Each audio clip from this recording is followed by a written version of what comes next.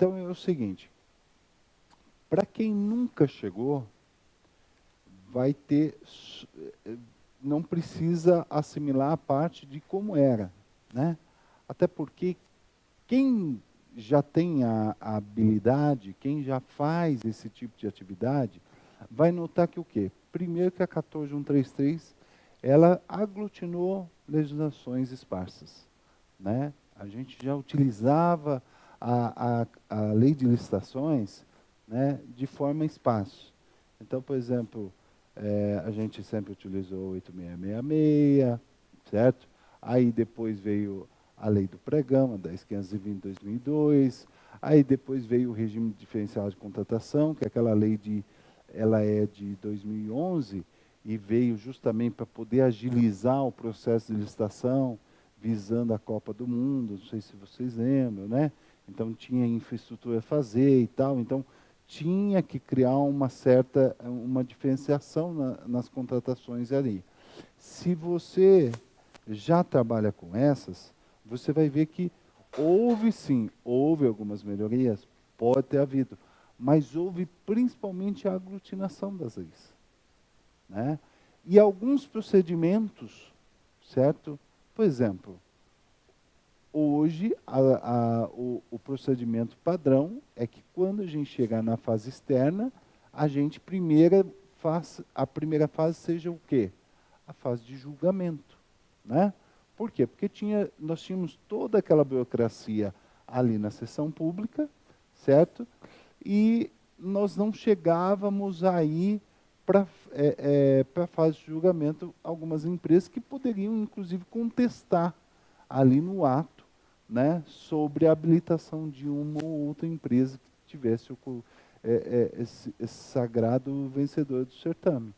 Então, nesse ponto, né, são procedimentos que talvez, mínimos que talvez mudaram.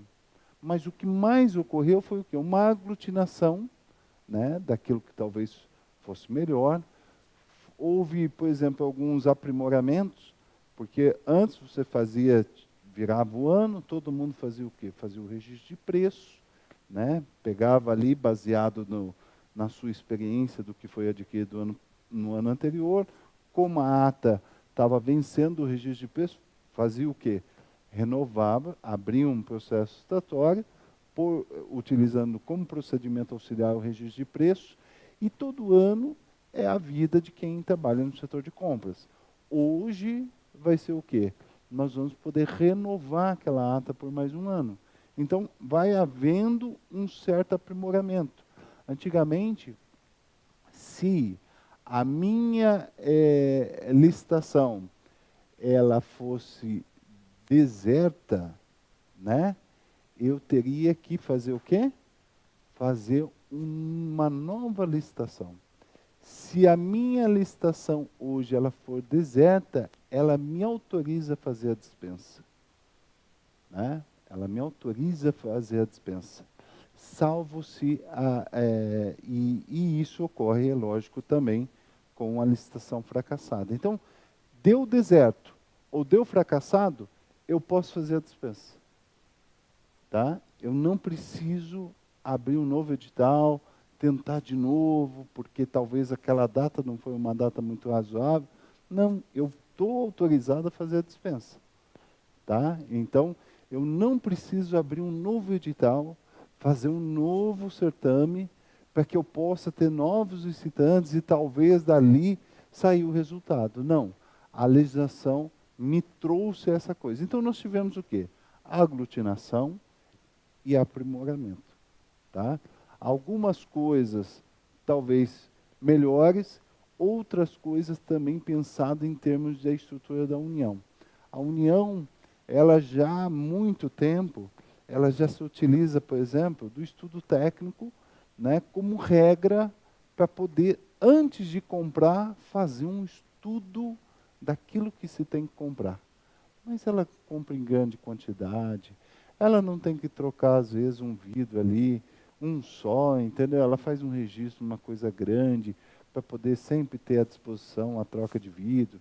Você tem que ir ali, fazer uma compra direta rápida, porque o vidro acabou de quebrar, o muro de arrimo né, tem que fazer um outro muro de arrimo, tal. Então, são coisas emergenciais, certo? Que talvez no âmbito federal, isso daí já fica devidamente antes, né, feito um processo estatuário para que eles possam comprar, exceto, lógico, quando a gente vê, né, igual agora, no caso do, foi decretado o estado de emergência lá na tribo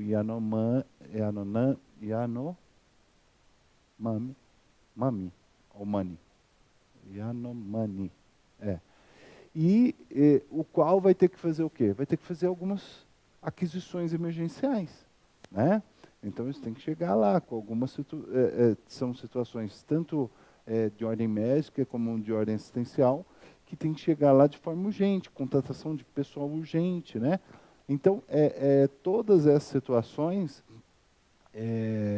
tirando essas situações, muito possivelmente ela trabalha com um planejamento melhor qualificado do que vai ser o de vocês no dia a dia, tá? E outra coisa, eles têm estrutura, né, de pessoal para poder planejar, tem estrutura de pessoal para poder fazer o que a gente chama de plano de contratação anual, que é uma coisa muito bonita, né, muito legal, e que vocês, eu sei como é que é o plano de vocês. O plano é o seguinte: ano passado nós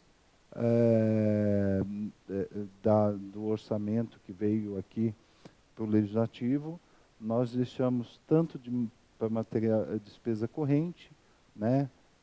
Já descontado também aí o material, por exemplo, de expediente, né, e tal. Então, já deixamos um percentual lá.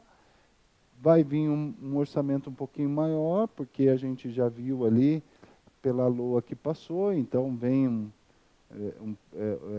percentual, então baseado naquilo que é a previsão, a estimativa de receita, né, vai ser também uma estimativa de receita do próprio legislativo, então vocês vão coordenar mais ou menos vão aplicar algum índice e vão pegar e vão aplicar as despesas em cima daquele índice.